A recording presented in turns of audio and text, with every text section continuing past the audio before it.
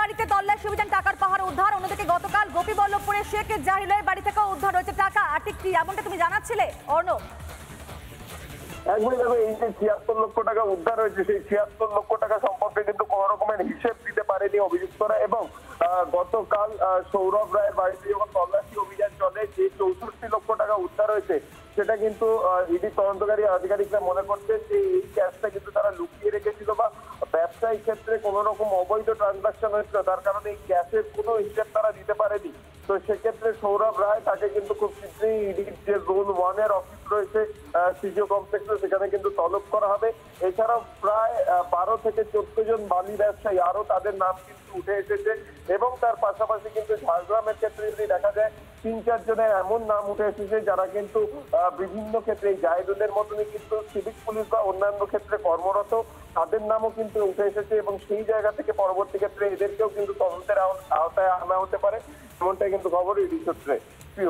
একেবারে ঠিক তাই অর্ণব। কয়লা গরু পাচারের পর এবার ইডির নজরে রয়েছে বেআইনি বালি খাদান আর বালি পাচার, এবং সেই বেআইনি আর্থিক লেনদেন তদন্তে দেখা যাচ্ছে কিন্তু একেবারে গতকাল সকাল থেকে লাগাতার একযোগে রাজ্যের একাধিক জায়গায় তল্লাশি অভিযানে নেমেছে ইডি আধিকারিকরা। এবং সেই সূত্রেই মেদিনীপুরে এই ব্যবসায়ী সৌরভ রায়, তার বাড়িতেও হানা দেয় কেন্দ্রীয় সংস্থা, এবং সেখান থেকে উদ্ধার হচ্ছে টাকার পাহাড়।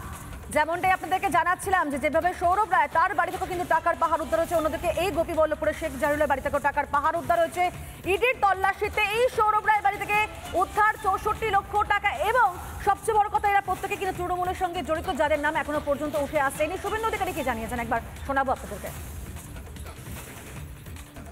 ভয়ঙ্কর অবস্থা, ডুপ্লিকেট চালান দিয়ে বালি পাচার, এবং এই সৌরভ রায়ের এদের সঙ্গে কমপ্লিটলি ভাইপোর নেক্সাস রয়েছে।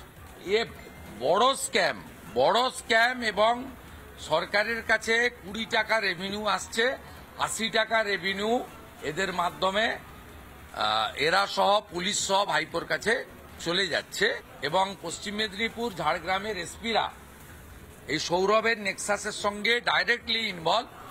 এই তদন্ত আরো গতি পাওয়া উচিত। প্রচুর ডুপ্লিকেট চালান আছে, পুলিশ অফিসারদেরকে দামি দামি গাড়ি ভেট দিয়েছে, তার ছবি আছে। এদের বিরুদ্ধে আরো কঠিন ব্যবস্থা তদন্তকারী সংস্থা নেবে, প্রয়োজনীয় তথ্য জনগণ পাঠাবে, এটা আমি আশা করি।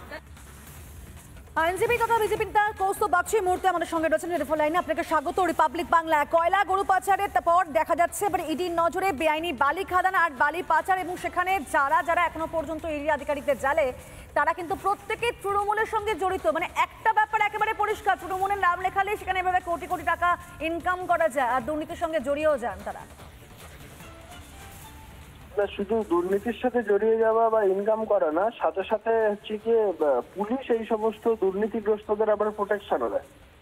সরকারের নির্দেশে, প্রশাসনের নির্দেশে পুলিশকেও এদেরকে প্রোটেকশন দিতে হয়।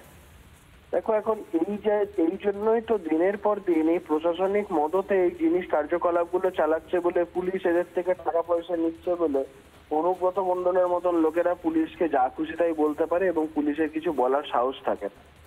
আমি শুধু একটা জিনিসই বলবো, এই সৌরভ বাবুর বাড়ি থেকে যে টাকা উদ্ধার হয়েছে, এটা ৬৪ লক্ষটা আমার কাছে আশ্চর্যজনক ভাবে কম মনে হচ্ছে। কারণ ও যে লেভেলের, ওর সম্পর্কে যা শুনেছি বা জানি, সেটা হচ্ছে ওর তো একদম মানে তৃণমূলের মাথা অব্দিতে ওর যোগাযোগ।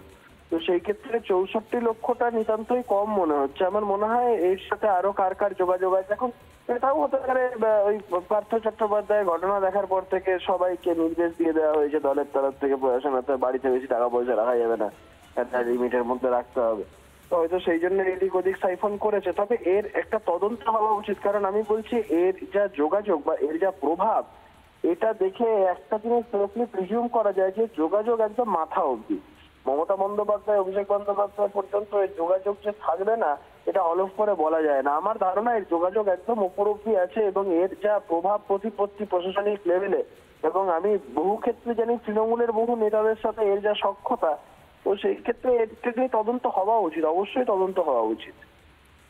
ধন্যবাদ আপনাকে। আমাদের সঙ্গে ছিলেন কৌস্তব বাগচি এবং এই ছবিগুলো কোথাও গিয়ে আমাদেরকে মনে করে দিচ্ছে পার্থ চট্টোপাধ্যায় এবং অর্পিতা তার বান্ধবীর কথা মনে করে দিচ্ছে। সেবারও কিন্তু এভাবে টাকার পাহাড় উদ্ধার হয়েছিল। এই মুহূর্তে বিজেপি বিধায়ক শঙ্কর ঘোষও আমাদের সঙ্গে রয়েছেন, সৌরভ রায়, অন্যদিকে জাহিরুল আলী, প্রত্যেকের বাড়ি থেকে এবার টাকার পাহাড় আরও একবার, এবং এরা সবই বালি কারবারের সঙ্গে যুক্ত। কি বলবেন? দেখুন, আমাদের রাজ্যে এই মুহূর্তে দাঁড়িয়ে তৃণমূলের অন্যতম লুট করবার জায়গা হচ্ছে প্রাকৃতিক সম্পদ।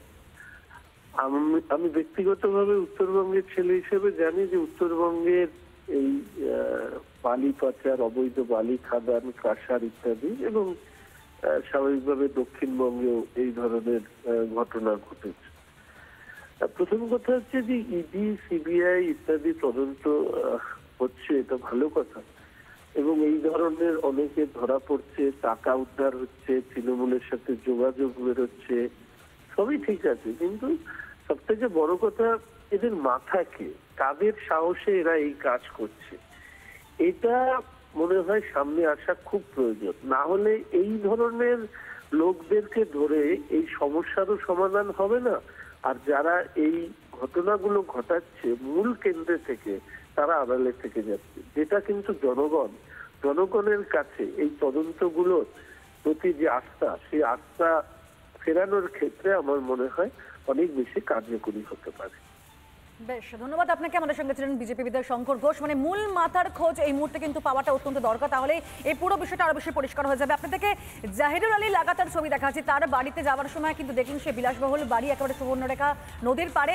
মানে আশপাশের বাড়িগুলোর মধ্যে তার বাড়িটা আলাদাভাবেই চোখে পড়বে, কারণ সেভাবেই তৈরি করেছেন তিনি। এবং এই টাকা, সেই দুর্নীতির টাকা দিয়ে সেই পেল্লাই বাড়ি, রাজপ্রাসাদের মতন বাড়ি। এবং থেকে সৌরভ রায় মানে মেদিনীপুর, লালগড় সহ বিভিন্ন জায়গা তার একাধিক বিলাসবহুল বাড়ির কথা সর্বজন বিদিত, এবং এই সমস্তটাই হয়েছে দুর্নীতি, টাকা এবং তৃণমূলের নাম লেখানোর পরে। নজর থাকবে আমাদের এদিকে। নানা ধরনের কন্টেন্ট দেখার জন্য লাইক করুন, শেয়ার করুন আমাদের ফেসবুক পেজ, সাবস্ক্রাইব করুন আমাদের ইউটিউব চ্যানেল। পাশাপাশি অন্যান্য ব্রেকিং নিউজের জন্য অবশ্যই চোখ রাখুন রিপাবলিক বাংলায়।